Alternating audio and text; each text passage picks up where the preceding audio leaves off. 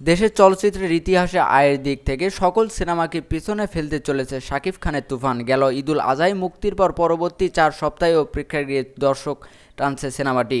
Single screen ও multiplex এখনও তুফান জোয়ার বইছে, যে কারণে সিনেমা সংশ্লিষ্টরা দাবি করছেন তুফান অতীতের সকল রেকর্ড ভেঙে ফেলবে। ইতিমধ্যে বিশ্বের আরও 16টি দেশে মুক্তি পেয়েছে শাকিব খানের এই সিনেমা, যেখানে ও দর্শকদের বেশ ভালো সাড়া পেয়েছে ছবিটি।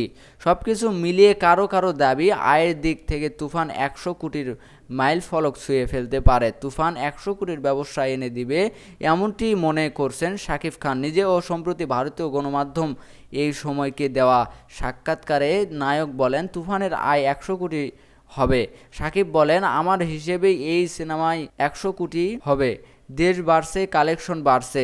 সান ফ্রান্সিসকো থেকে সিঙ্গাপুর, দুবাই থেকে আমেরিকা, এই ছবিটা হাউসফুল। আমি প্রিয়তমার সময়ে ডাবল লিন বা ফ্রান্সের ছবির রেজাল্ট দেখেছি। তুফান যখন ভারতে মুক্তি পেয়েছে তখন সেখানে মুক্তি পেয়েছে প্রভাস ও দীপিকার বিগ বাজেটের সিনেমা কালকি।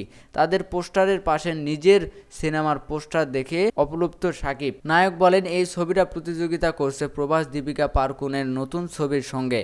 ওটার পাশে আমার ছবি দর্শক টানছে। আমেরিকা, ইংল্যান্ড, স্পেনে আমরা কিন্তু জিতেছি। মানুষের এত ভালোবাসা কেন আমার প্রতি জানি না। সিনেমা মুক্তির আগে শাকিব বলেছিলেন, তুফান 100 কোটির ব্যবসা করলে তাকে 25 ভাগ দিতে হবে প্রযোজকদের।